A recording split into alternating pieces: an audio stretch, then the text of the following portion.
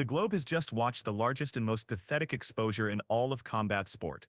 Andrew Tate, a guy who, while he was a top-tier legendary striker, entered a match against a clumsy vlogger and was totally beaten and shamed. Yes, this man completely outclassed Andrew Tate without any struggle whatsoever. I previously uploaded a video on this channel detailing how Andrew's whole path and his descriptions of it is nothing but a total fabrication, a myth he sold to gullible fans, and the match against Chase DeMoor demonstrated how reality truly looks. Even prior to the bout, during the face-off, Tate winced from the tiniest motion by Chase as if he'd been shocked by a wire. Meanwhile, Andrew's supporters argued that this was actually a positive trait, and he was exhibiting insane reflexes. In truth, it became clear at that exact instant that Andrew knew he had trapped himself in a lie, causing his neurological state to be totally overwhelmed. That agitation and stress flowed into the contest. Tate began the match by firing jabs to the torso, while keeping his head perfectly still. Due to that, even such a clumsy striker as Chase was easily capable of countering Tate's strikes. Andrew is clearly not a world-class champion like he asserted.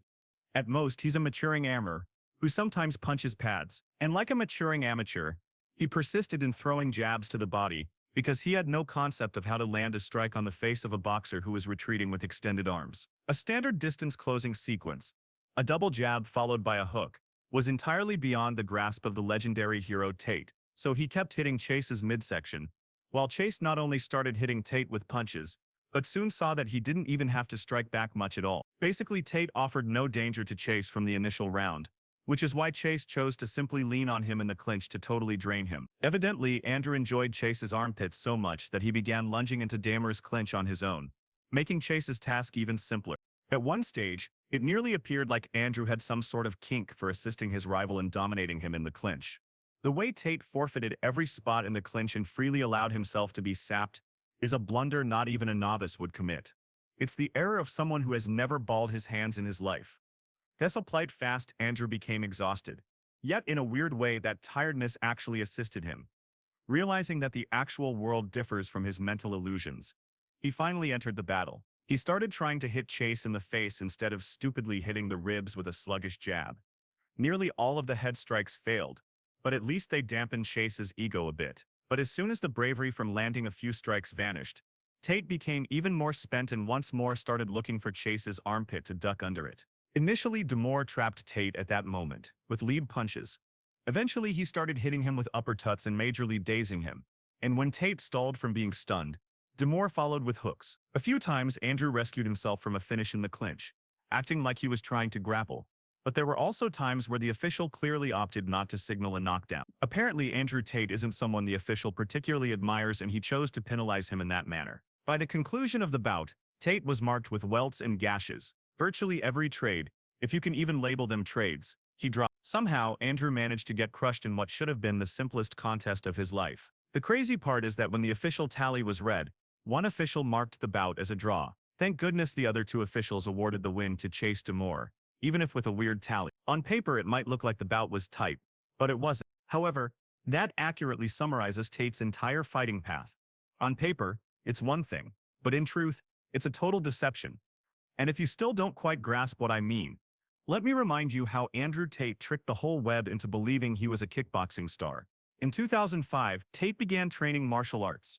In November 2008, Tate was listed 7th top light heavyweight kickboxer in the UK by the International Sport Kickboxing Association, or ISKA. But this is where the trouble begins. It's tough to locate all of Tate's bouts. If you tally only recorded bouts, then his tally is 25-9.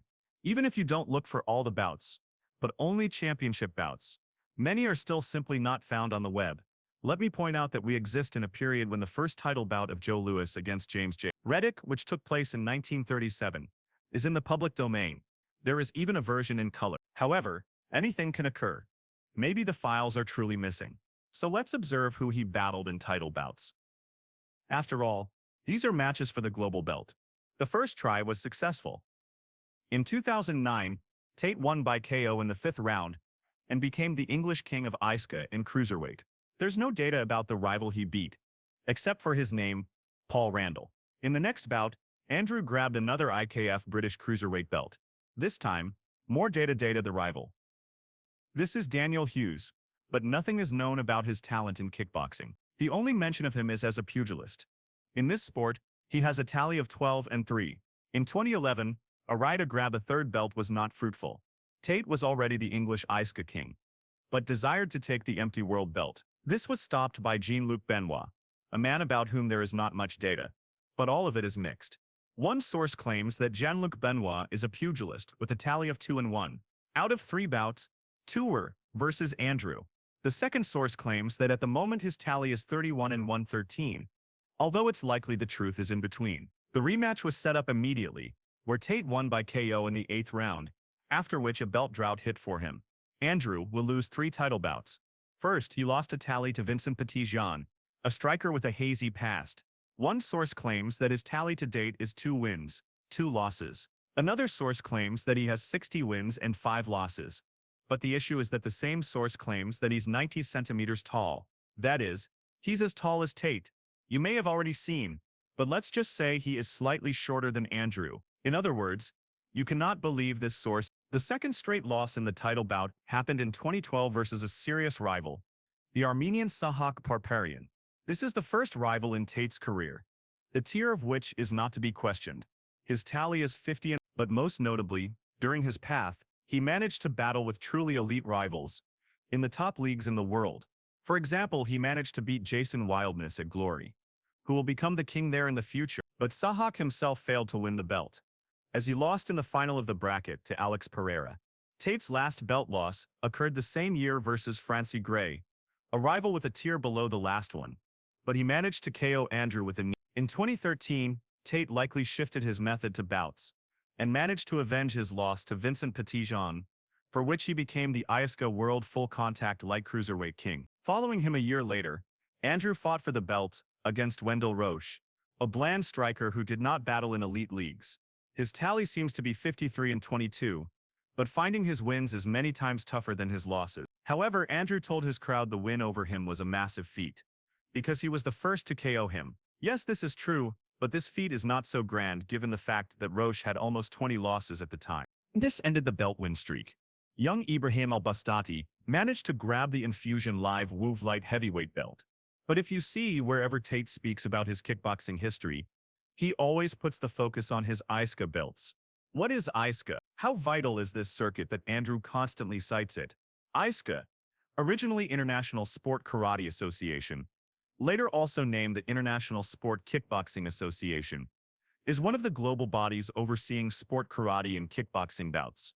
ISCA is deeply moved by karate. The pool of fighters competing in this very tight fighting style is nowhere close that of boxing or kickboxing.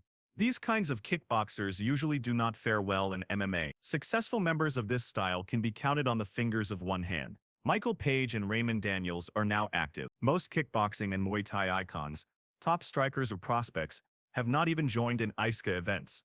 These events are rather semi-pro for those who could not reach the top leagues.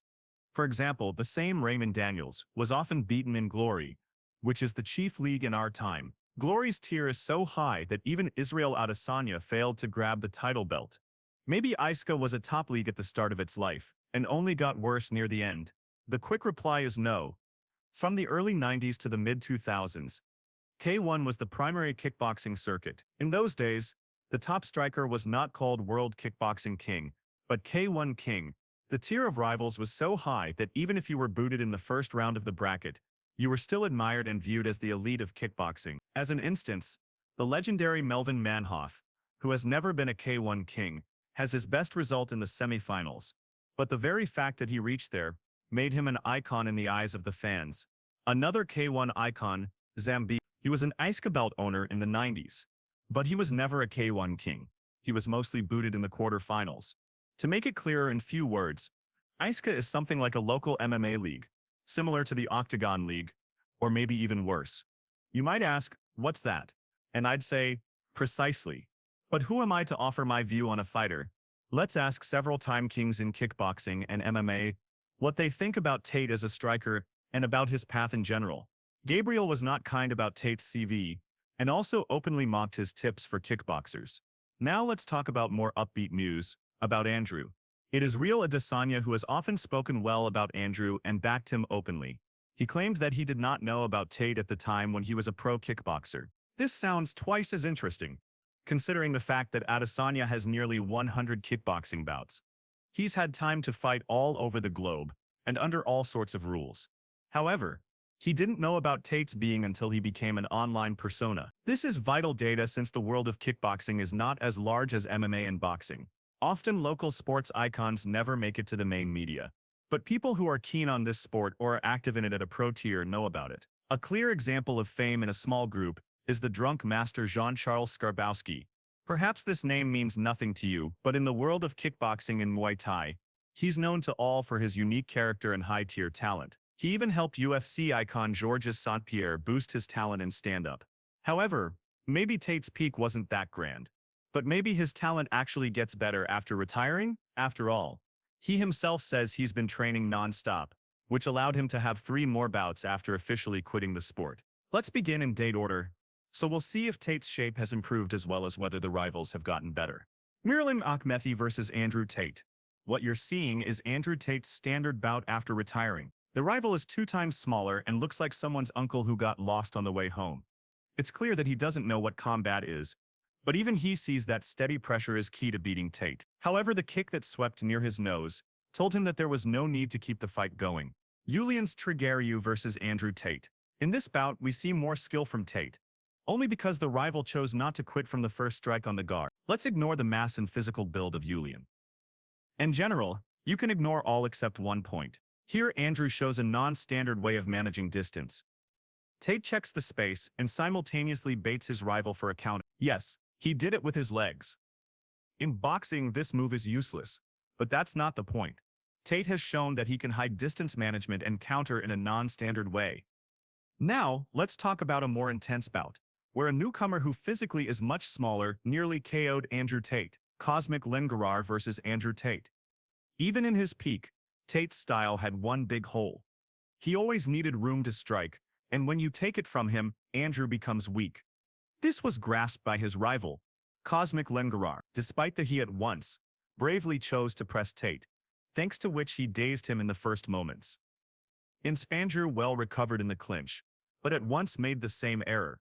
He again fired a push kick to make space, for which he was at once docked, but not as hard as at the start of the bout. Andrew was ready for the third same move. He eats the right punch twice. The third time he managed to slip under it. The young Cosmic Lengarar fast saw that the punch would not work, so in the next move he focused on the left hook. He purely stepped in with a lead strike to put his feet wider for the hook. He hit hard, but landed not with his fist, but with his wrist. It's visible that these moves took a lot of power from the newcomer. He does not wisely use his gas tank, unlike Andrew, who waited out the early heat, and he began to hit the rival's torso with kicks to totally kill the remnants of wind. Due to fatigue, the punch moves became too clear, but it's stunning how the newcomer simply outworks the 4-time global king. By mid-round, Cosmic's moves had become very messy, with Tate well timing his strikes between his strikes. Although Andrew countered well, he trapped himself into a corner. It's clear that Tate is also a bit spent, although he hides it. Otherwise, how to explain that the kick with which he should have pushed the rival pushed Andrew himself away? As soon as Andrew sees that the guard stopped the foe's moves, which he says doesn't work, he got heart and began to strike harder himself. The round finished in a heavy trade. The start of the second round looks like the first round. The rival easily pushed Tate to the cables. Andrew countered the left hook, but Cosmic Lengarar did not bet on the hook, but on the overhand, which he surely landed. However, with each move he slowed down more and more. This was helped by kicks to the body from Tate. By the middle of the round, the lead moved into the hands of Andrew, but the quitting of the rival still looks odd. Andrew has serious ring rust. His timing and management of the space got worse, but the skill to use energy and focus brought him win. In general, the setup of this bout is a very odd idea. Who let the newcomer to battle with the 4-time world king, who has almost 100 bouts under his belt? For a newcomer with the shops ad on his back, Cosmic Lengarar did a great job. The tale of Andrew Tate and its sad finish is proof that the line, "Fake it till you make it," is not real. No matter how well you learn to act like you are a top-tier striker, when the time of an actual bout comes, you have to truly show your real talent. And truth is clearly not about Andrew Tate, for whom, likely, the path of a cool star has come to an end.